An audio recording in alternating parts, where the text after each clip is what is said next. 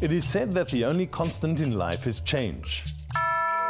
And a century ago, in a remote little mission station on the banks of the Umzimkhulu River, a remarkable religious order set in motion a profound process of change, the effects of which can still be seen in South Africa today.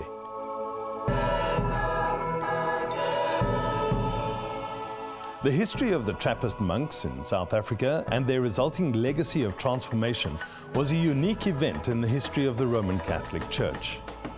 Central to this story is Franz Pfanner, who, as a result of his ambition to transform the lives of rural African people, caused conflict and dramatic change in the 1500-year-old tradition of monastic life.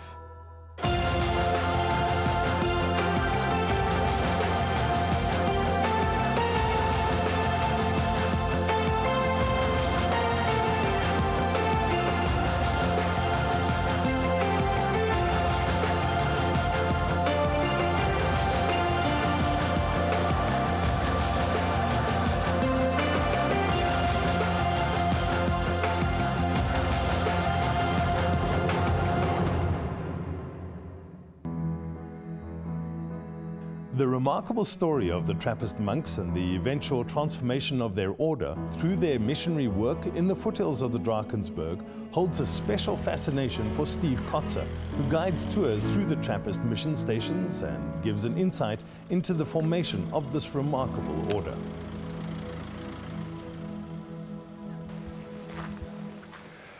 The parts of medieval history we remember best from school are the romantic stories of knights, castles, and of course monasteries.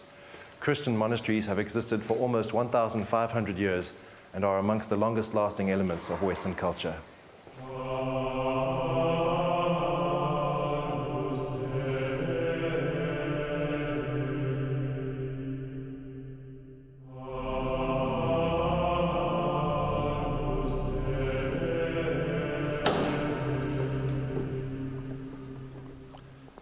Monasteries spread throughout Europe and became an incredibly successful way of life for generations of young men. In the centuries that followed the collapse of Rome and her empire, the prayer and hard work of monks gave a new sense of order to their world. Many monasteries became rich and powerful, but that wealth and political power also attracted followers more interested in those forms of earthly spoils. Sadly, within 500 years of St. Benedict, some monasteries had become corrupted.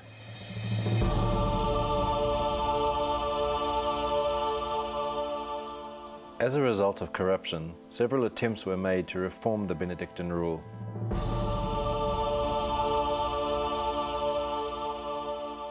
One such attempt took place in the Abbey of Notre-Dame de la Grande Trappe in Normandy in 1663.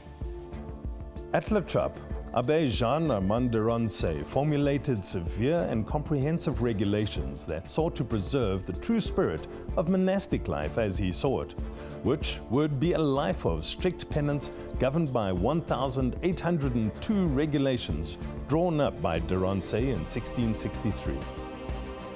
Their intention was to lead lives of prayer without ceasing, and the regulations helped them achieve this. Trappists gave up meat and only ate vegetarian food. They lived a life of silence and never engaged in idle conversation with each other. Their rules even extended to which hand they carried their tools in, which was the right. Officially named the Cistercian Order of the Strict Observance, this most austere congregation of monks became known as Trappists after the name of their abbey.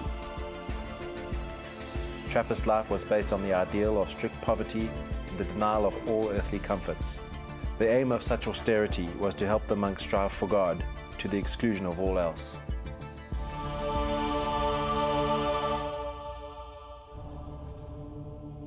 This was essentially based on St. Paul's instructions in the first letter to the Thessalonians, where he wrote, "Rejoice always, pray without ceasing, in everything give thanks, for this is God's will for you in Jesus Christ."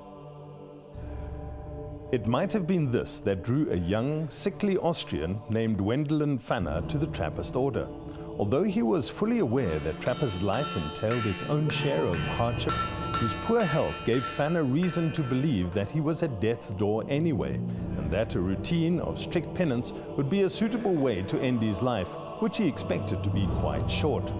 In a farewell letter to his family, Wendelin wrote, Liebe Mutter und Geschwister, Dearest mother, brothers and sisters, you will be surprised to hear what I am doing today. I am going far away to the Rhine province of Germany to join a Trappist monastery. I am doing it because I believe it to be God's will. I don't want to get rich. I seek no eminence. I don't want to make my name in the world. I want to live there in solitude, poor and unknown, as long as they have use for me. und hoffentlich für immer, wenn man mich dort brauchen kann. Little did Pfanner know that he would not remain unknown for long. Once he was accepted into Mariannhill Monastery, he took the new name of Francis, and a remarkable transformation ensued. The demanding way of Trappist life, combined with their wholesome vegetarian diet, ironically produced an unforeseen and remarkable recovery in his health. Because of his energy, his character, he was sent to Eastern Europe, to Bosnia, and established a monastery there of the Trappists. He was able to motivate many followers.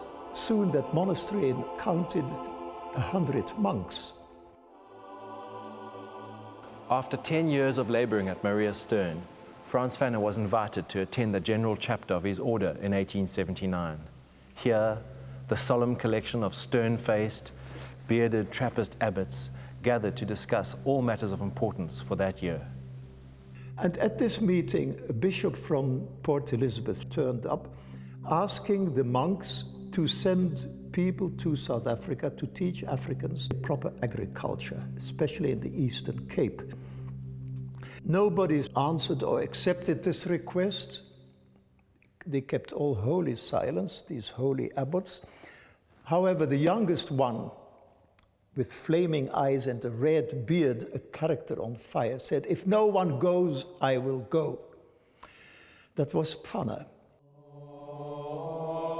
And with that simple statement, one of the most extraordinary adventures in the history of the Roman Catholic Church began.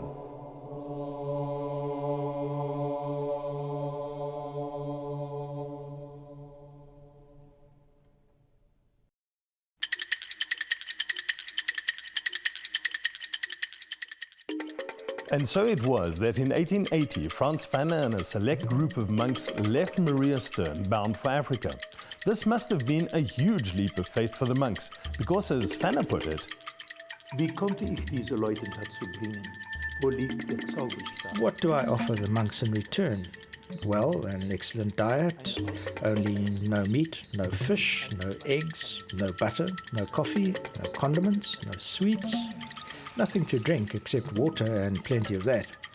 I offer them a hard palliasse to sleep on and coarse woven clothes to wear. I demand hard manual work like digging, threshing, mowing, washing, chopping wood, scrubbing floors, and all of this in the heat of Africa. And for this I offer and give no pay, no remuneration. Keinen Lohn, kein Entgelt. Bishop Rickards had wanted the monks to start a mission station near Port Elizabeth, but the farm that had been selected for them was far from the lush conditions that they were used to in Europe. The adventure did not succeed as it was expected because of the drought, difficult agricultural conditions. And to make matters worse, the bishop informed Pfanner that he had run out of money and could no longer keep his promise to support them. Pfanner assembled his community and told them, Und damit ich mein gegebenes Wort nicht mehr zurück. So that I do not take back my given word, I shall do like the Spanish conquerors when they reached Mexico. When they entered the country, they burned their ships and were thus forced to stay and go forward. On my part, I burn my bridge and declare here and now, I shall not leave Africa anymore. Ich werde nicht mehr zurückweichen. Prior to the Trappists' arrival, Christian missionaries flocked to Natal during the 1850s. Various mission societies wanted to set up mission stations in this part of Southern Africa, partly because they had been enchanted by the stories of the Zulu kingdom, and they thought that if they could convert the leaders of the Zulu kingdom and their people, then Zulu people will be able to spread the Christian gospel throughout Africa. Amongst those who came were French Catholic clerics from the port of Marseille, the missionary oblates of Mary Immaculate. The oblates had made small efforts to break out from serving the English-speaking community, primarily was what they came for. But they had made some efforts to go into the Zulu, but it never was very successful. The Trappists came along, and whatever they did, something gelled with them and the people, and they seemed to make much more progress than the oblates had been able to do before them. The Trappists and Abbot Francis came at a time when a lot of things had started building up in Europe, you know, so-called industrialization and so forth. So they came here with a lot of new ideas, and those ideas they used as tools, you know, to establish, first of all, themselves, and also to try to work on the socio-economic context of the people. Franz Pfanner arrived in Durban like an energetic whirlwind in December 1882.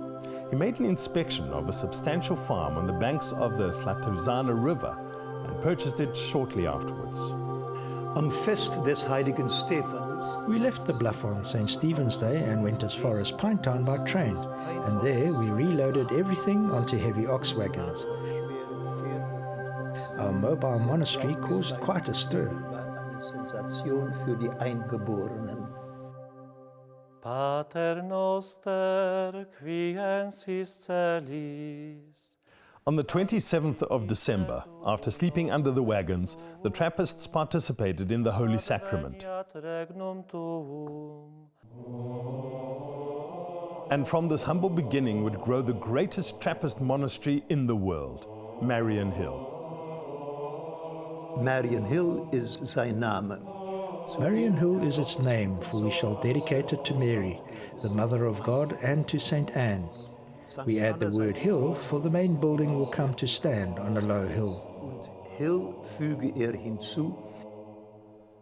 Development of Mariannhill was a priority, partly for the monks to become self-sustainable, and partly because agricultural development was based on the century-old Benedictine method of attracting converts by example. It is the old Benedictine missionary approach, which was used in Europe to implant Christianity among the various tribes there. And so they had that when they arrived here, and this is what they used, actually.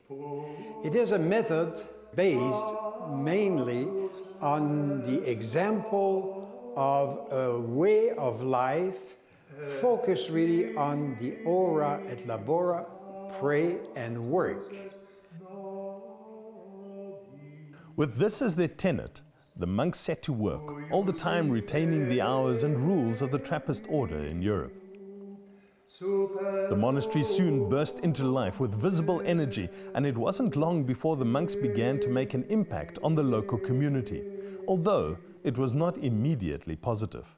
In an African sense, in those days, if we're just a group of men, people would normally associate your visit with a kind of conflict of some sort, because they associate you with an army.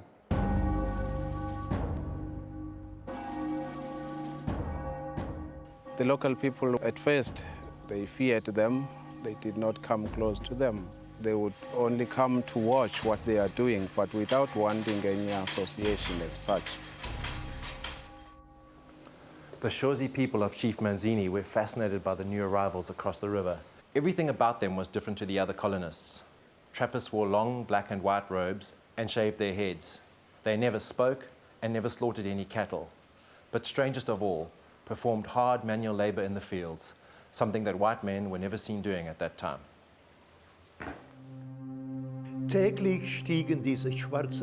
Every day these people, these black Adam's children, come down from the hills and mountains and sit by our huts and packing cases to look and wonder at the marvelous things being taken out of the cases and the wonderful things being done with them.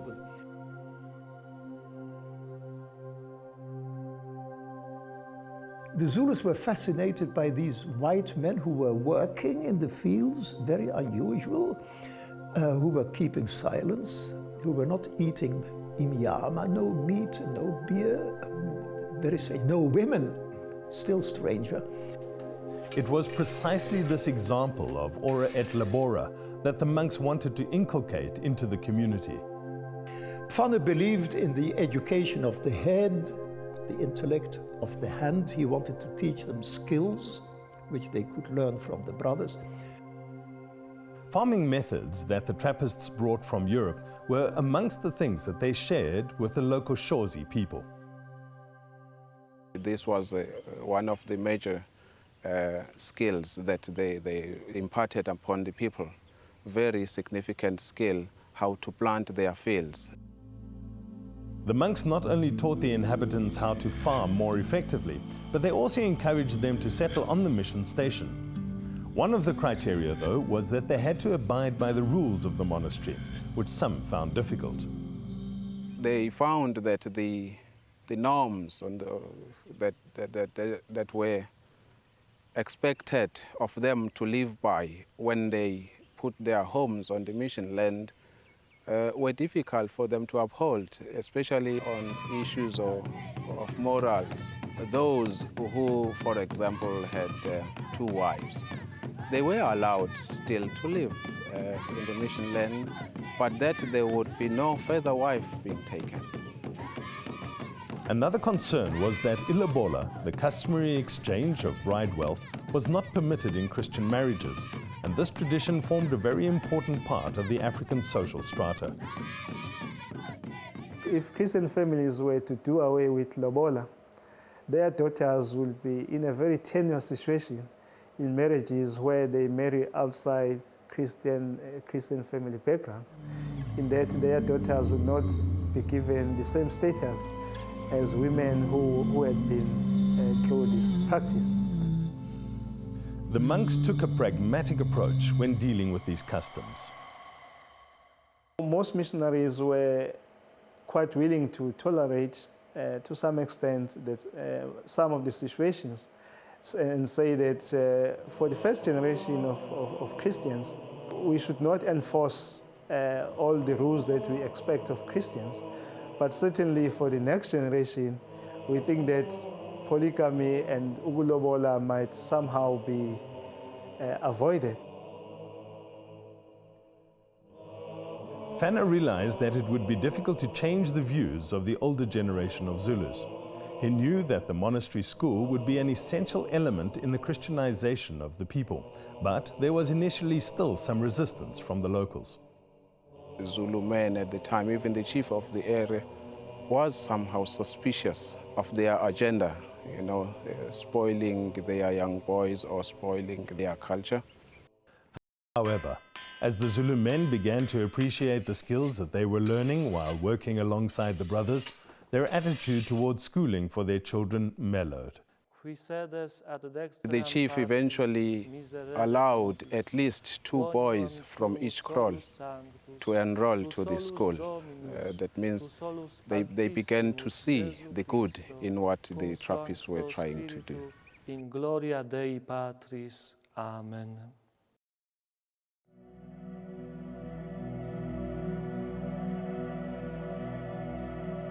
The issue of education for the blacks in Natal became a bone of contention as the chiefs realized that they would only be able to communicate successfully with the colonial administration in English. For some of the African leaders, literacy was key in their communication with the colonial authorities. However, access to schooling was woefully inadequate, and so the chiefs turned to the Trappists. When the chiefs asked them, "Are you prepared to teach our young people to read the flies on the paper?" He said, "Okay, let them come." Contrary to the segregation in the government schools, Mariannhill would accept pupils from all race groups. Pfanner explained it thus. Ich kann Rassendiskriminierung nicht ausstehen. I cannot stand discrimination between the races. What matters is what we are before God, not the color of our skin. When dogs and cats at times have to get used to each other, why not black and white children? We have tried it and it works. Besides, all boys entering the monastery institute are cooked and boiled in a warm bath and dressed in clean clothes. Vermin infests a white skin just as readily as a black one.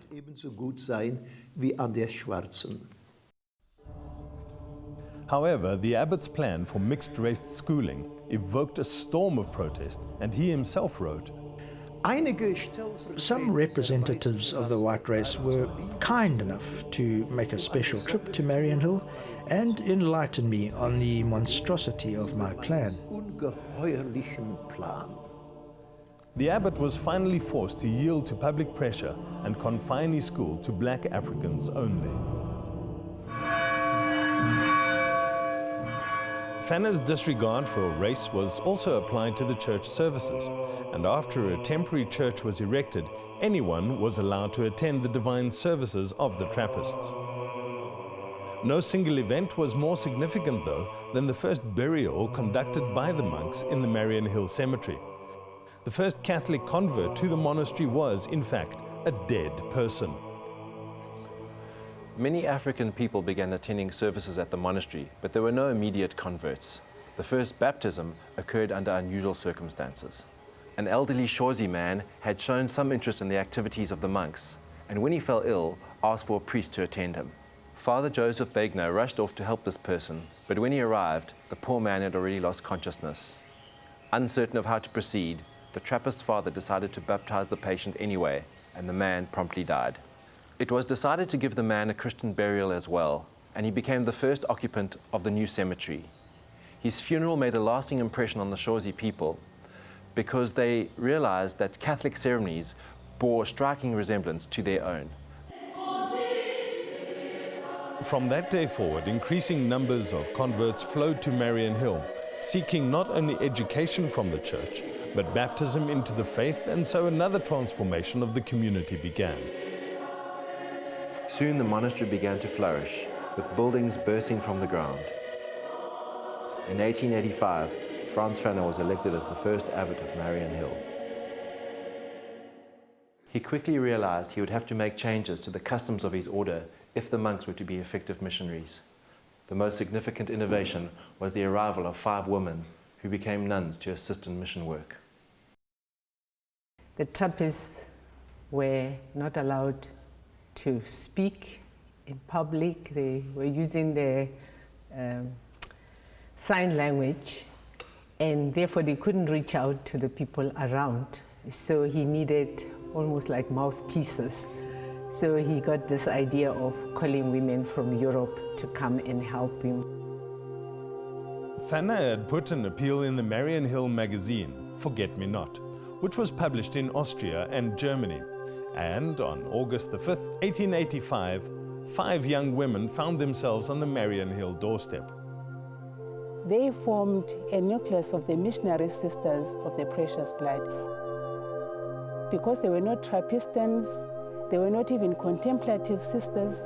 What they did, they could go out, interact with the people to improve the situation of the indigenous people. To this day, the missionary congregation of the Precious Blood remains a thriving congregation of missionary nuns.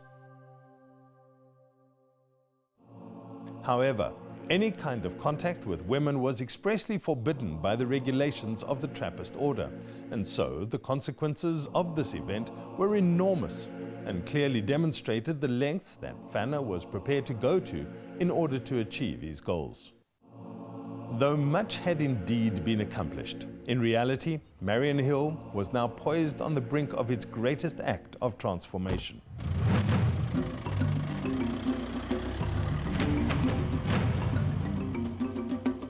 Chief Saka Yedwa, who lived near the Polela River in the Drakensberg Mountains, had heard of these strange monks, and he sent a message inviting the Trappists to come and to teach his people the book. And this is the turning point in the history, because up till now, the people came to the monks, but from now on the monks went out to the people and became, in other words, missionaries.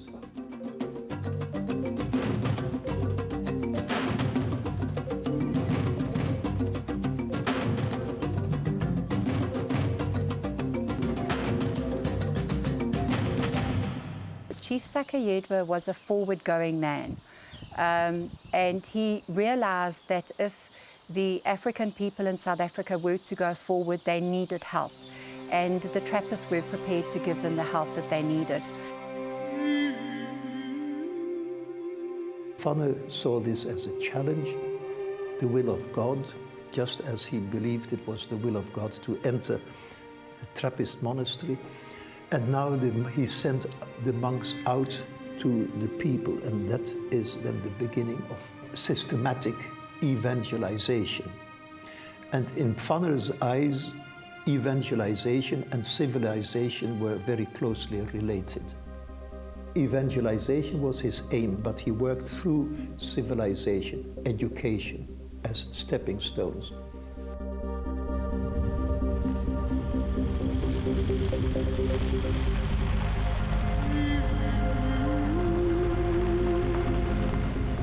The very first mission station established by Mariannhill was at Reichenau in the Polele Valley in 1886.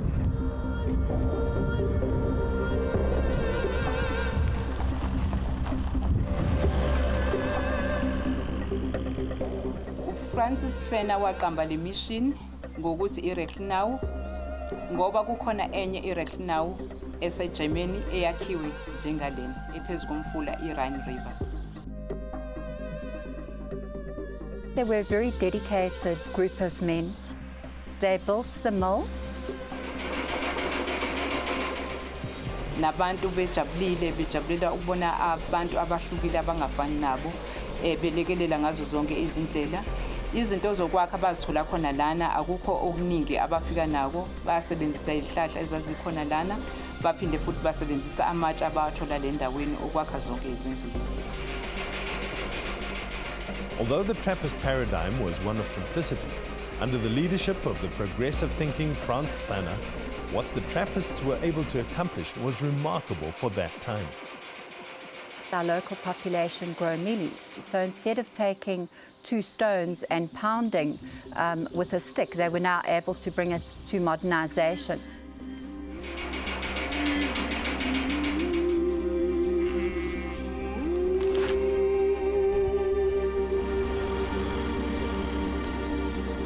The Trappist motto was to upbuild and help the community. So they built the church, they did everything here right on the mission.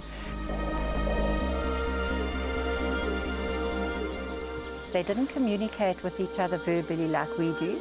They used 187 hand signals to talk to each other, to show each other what needed to be done.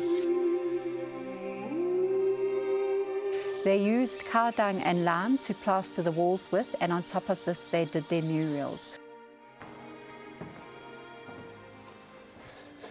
The mission church at Reichenau is filled with these incredibly beautiful patterns and intricate designs, which is not what you would normally expect in a Trappist church. They are supposed to be plain and simple. With the creation of the new mission, practical problems arose at once for the monastery. First of all, and most challenging, was the Trappist vow of stability. This was a requirement that monks spent every night under the roof of a Trappist house in order to perform the divine office. Spiritus Domini. The divine office was the routine of 7 hours of prayer and hymns which they performed every day in their churches. But the journey from Mariannhill to Reichenau took at least 4 days. Franz Pfanner came up with a simple yet ingenious solution. He would create a network of mission stations stretching from Mariannhill to the Drakensberg, all spaced 1 day's travel apart. These places where they made outspan. The first was near Richmond. The second was near Ikopo, which later became Mariannhill. The third was near Donnybrook, which later became Kevela Mission. And the fourth, the final, the end station was Reichenau, Anderburg.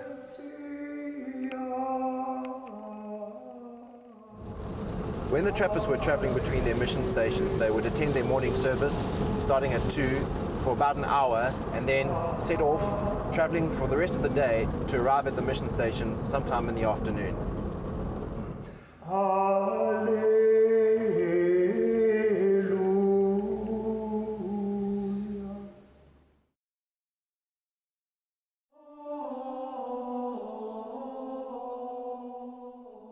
By 1898, the Trappists had developed an entire network of mission stations, and as each new mission station was founded, one of the first things that the monks did was build a church.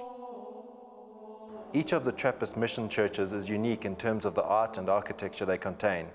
This is Mariannhill Church, just outside the town of Ikopo. The mission was established in 1887 and took 2 days to reach from Mariannhill. It was the second day's rest stop on the Trappist Trail. Mariannhill Church has some unusual stained glass windows that depict the main philosophies of Christianity in Zulu: faith, ukukholwa, hope, ukuthemba, and love, ukuthanda. Just as important as the church was the mission farm.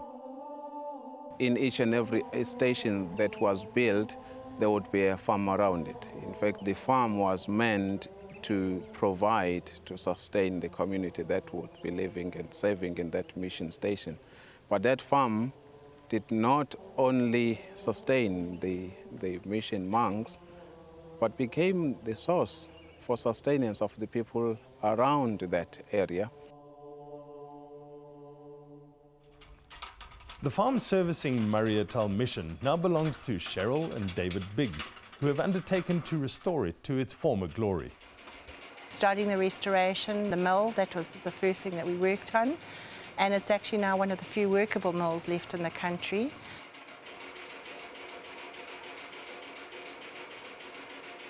They chose the name St. Isidore for the farm, and the reason is that St. Isidore is the patron saint of farmers. Having bought the farm and wanting to find out more about the history, I went up to Mariannhill to have a look at the Mother Mission, and it's got the most beautiful church, beautiful artwork on the walls, passion flowers and St. Joseph's lilies and so on. And it was at that stage that I really realized what a treasure that I had here. If you're not Catholic, you have no reason to ever go and have a look at all these missions. So you're completely unaware of the architectural value of them, the artwork, the woodwork and stained glass windows, the brickwork. And looking into the whole history of the mission, I feel something that we really need to preserve.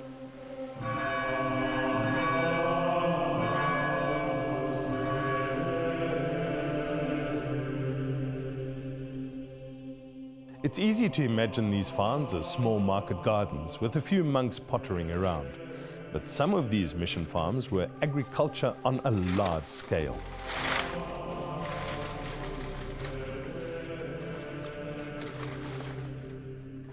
We're here at Lourdes, which was created by the Trappists in the year 1888. It was an enormous farming enterprise covering more than 70,000 acres and produced much of the grain and vegetables used by the other Mariannhill missions. Sadly, in recent years, it has begun to show some signs of decay, and a few of the buildings have even burnt to the ground. Although some of the buildings are derelict and the farm is no longer productive, the priests here today are not sentimental about these physical structures, because they believe the project they're involved in is eternal. This is quite evident in the Sunday services, where people still, to this day, come from great distances to worship.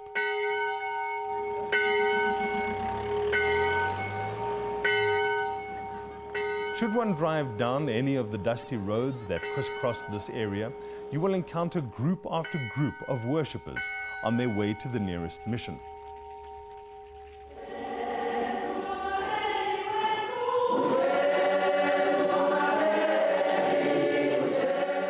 This is the vibrant congregation of Sentekau, which is one of the largest mission stations in the Trappist network. In many ways, Sentekau formed the centerpiece of Mariannhill's mission experiment, and this beautiful mission station was brought to life in 1888. Although Sentekau is now an integral part of the community, it wasn't always so. When the Trappists first arrived here, the local people, known as the Batra, were wary of these strangers in their midst, until a most fortuitous event. Soon after they got to Sentekau, the missionaries discovered the area was in the grip of a terrible drought and offered to intercede with God on behalf of the people. Standing on the parched earth in front of a small group of people on this hill behind us, the Trappist monks prayed in solemn Gregorian chant on behalf of the local Batra people. Within an hour of their prayers, the heavens were split by a thunderclap and a storm began, the downpour lasting for days. After that, converts flocked to Sentekau and the mission station began to flourish. The Trappists, they build the churches, the schools, they train the teachers. The purpose was just to bring the education here to rural area. When they bring the education, they train them to pray and to work, to study, also to work by the hands. Although the monks made a huge impact on the local communities through their mission work, it had brought about a profound change to their order. It became apparent that the success of his missions came at the cost of Trappist ideals, and the altar of this church at Sentekau is a brilliant example of how far Mariannhill had drifted from the Trappist love of simplicity. As a result of his ambition to transform African communities, Franz Pfanner unwittingly sowed seeds of conflict within the very establishment he cherished.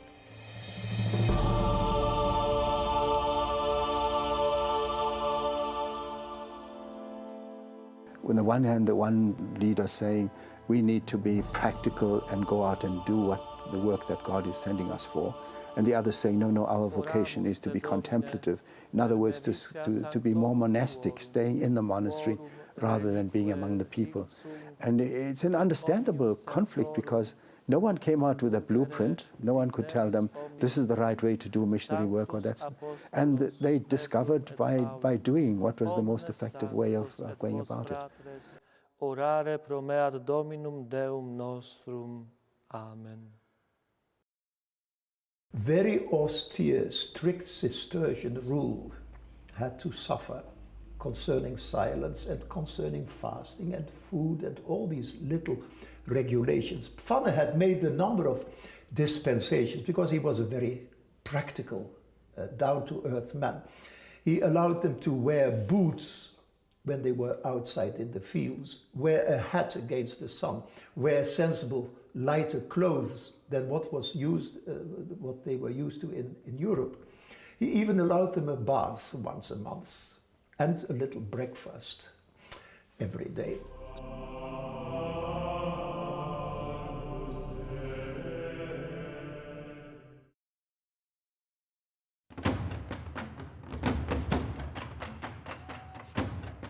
New recruits constantly streamed from Europe to Mariannhill, many attracted by the missionary work the monastery had become famous for. However, the work of missionaries was ultimately incompatible with the Trappist ideals, and almost every day, Abbot Pfanner bent the rules of their order so that the missions could function. After a decade of labor in Africa, Mariannhill had become the largest Trappist house in the world. And in 1891, Franz Pfanner returned to the General Chapter meeting in France with the intention of submitting a proposal to authorize all the changes he had made to the rule of Trappist life at Mariannhill. The charismatic abbot of Mariannhill stood before his Trappist brothers with confidence, calmly reading a list of dispensations he believed necessary for monks to be effective missionaries. Nothing could have prepared him for what followed. Before he was even finished, a huge commotion broke out. Furious monks shouting among one another, incensed at what Mariannhill had done behind their backs. Once calm was restored, the General Chapter revoked every single adjustment made by Pfanner to their regulations. They also demanded a formal inspection of the renegade monastery. Although he had deviated from the Trappist ideals, Pfanner had done what he believed to be God's will. He was unrepentant and argued continually with the Dom Strunk, who had been sent to investigate the allegations against him. Eventually, the general chapter was so frustrated by his constant interference, they deposed him as abbot. The founder of Mariannhill was banished to a tiny mission overlooking the vast territory of his Griqualand. On his arrival, Pfanner named the mission station Emmaus. And why now did he call this place Emmaus? Because he was already 67 years old. He had worked very hard, and he was thinking of the disciples of Emmaus in the gospel. When they encountered their risen Lord at the end of the day. And so he was referring to his own, the last stretch, so to say, of his life. And he wanted to somehow get away from the dim of the world and prepare himself for receiving this risen Lord.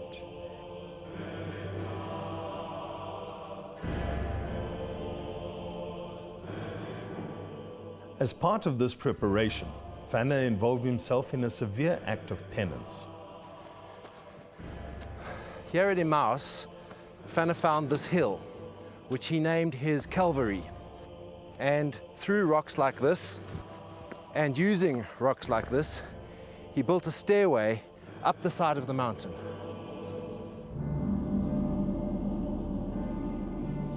At intervals along the path, Pfanner erected 14 stone memorials depicting the points of torment suffered by Christ on his way to his death at Calvary. These are known as the Stations of the Cross. The Stations of the Cross helped him to accept this sentence that he has. He didn't want to complain about the sentence. He didn't want to defend himself, but he wanted to continue being a man of prayer and faith and continue his mission.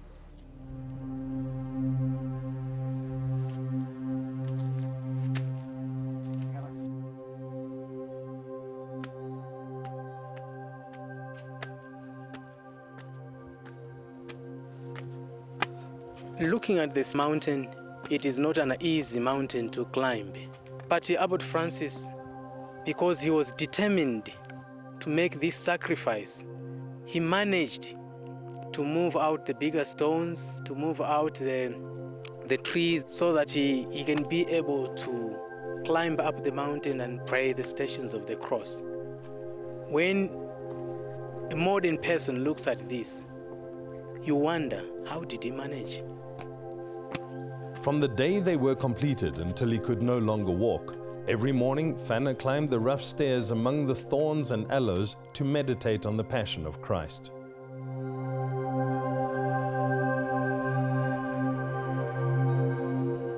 Even at the age of 80, being helped by Sister Angel, he had to come up every day to pray the Stations of the Cross.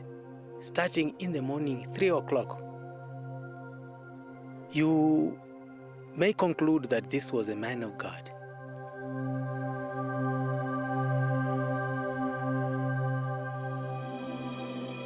During the bleak years of Pfanner's separation from Mariannhill, the internal struggle within the monastery did not diminish.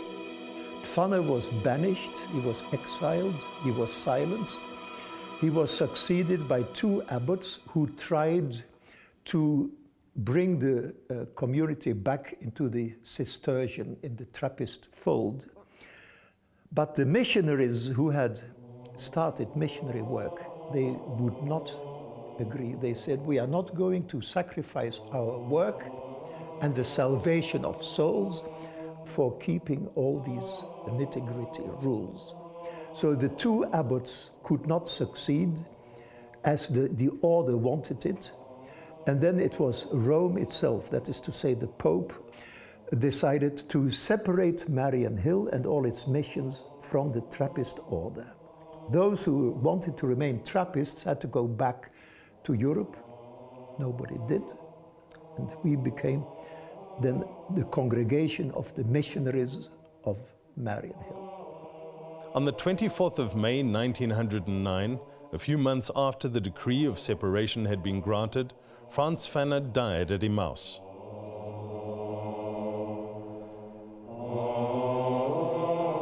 Mariannhill lost its father, and South Africa mourned the loss of a great missionary.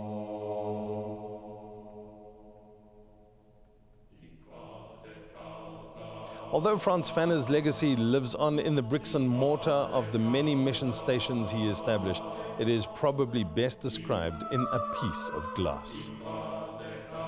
When the monks completed this church in 1912, they installed the stained glass window as a memorial for everything that Mariannhill had achieved in the previous 30 years. This window is a beautiful summary of one of the most remarkable stories in Catholic history. Surrounding the Virgin Mary are all the significant players in this epic drama, for Pfanner could not have achieved what he did alone. Thomas Merton describes this remarkable story thus: Francis Pfanner demonstrated to an amazed world the apostolate of labor, of prayer, of the liturgy, and of the plough. He was the soul of a holy band of active apostles who were ready night and day to sit in the saddle in order to win the whole of Africa for the good news of Jesus Christ.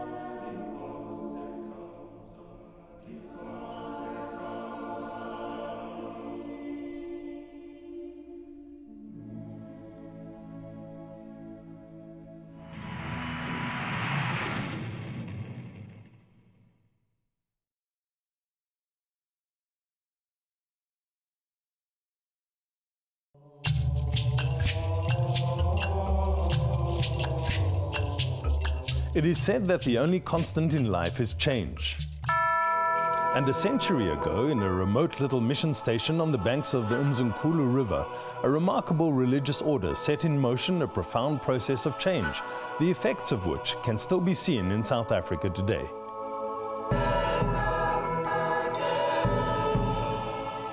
The history of the Trappist monks in South Africa and their resulting legacy of transformation was a unique event in the history of the Roman Catholic Church.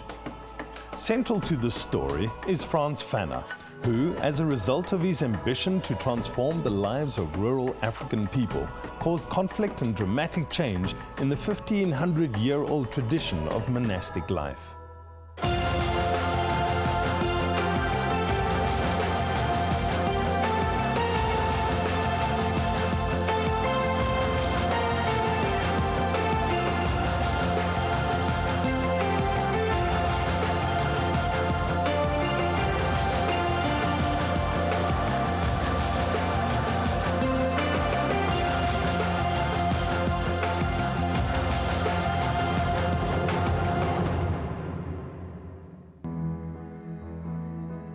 The remarkable story of the Trappist monks and the eventual transformation of their order through their missionary work in the foothills of the Drakensberg holds a special fascination for Steve Kotzer, who guides tours through the Trappist mission stations and gives an insight into the formation of this remarkable order.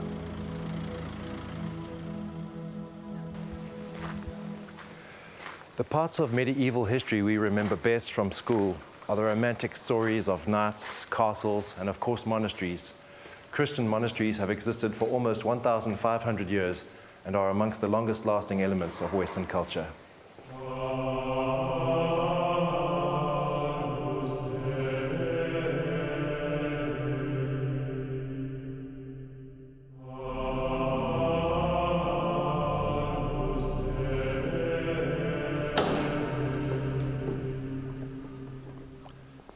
Monasteries spread throughout Europe and became an incredibly successful way of life for generations of young men. In the centuries that followed the collapse of Rome and her empire, the prayer and hard work of monks gave a new sense of order to their world. Many monasteries became rich and powerful, but that wealth and political power also attracted followers more interested in those forms of earthly spoils. Sadly, within 500 years of St. Benedict, some monasteries had become corrupted.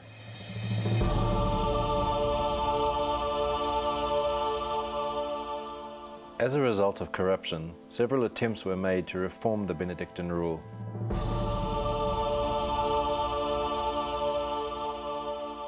One such attempt took place in the Abbey of Notre-Dame de la Grande Trappe in Normandy in 1663. At La Trappe, Abbé Jean-Armand de Rancé formulated severe and comprehensive regulations that sought to preserve the true spirit of monastic life as he saw it, which would be a life of strict penance governed by 1,802 regulations drawn up by de Rancé in 1663. Their intention was to lead lives of prayer without ceasing, and the regulations helped them achieve this. Trappists gave up meat and only ate vegetarian food. They lived a life of silence and never engaged in idle conversation with each other. Their rules even extended to which hand they carried their tools in, which was the right. Officially named the Cistercian Order of the Strict Observance, this most austere congregation of monks became known as Trappists after the name of their abbey. Trappist life was based on the ideal of strict poverty and the denial of all earthly comforts. The aim of such austerity was to help the monks strive for God to the exclusion of all else.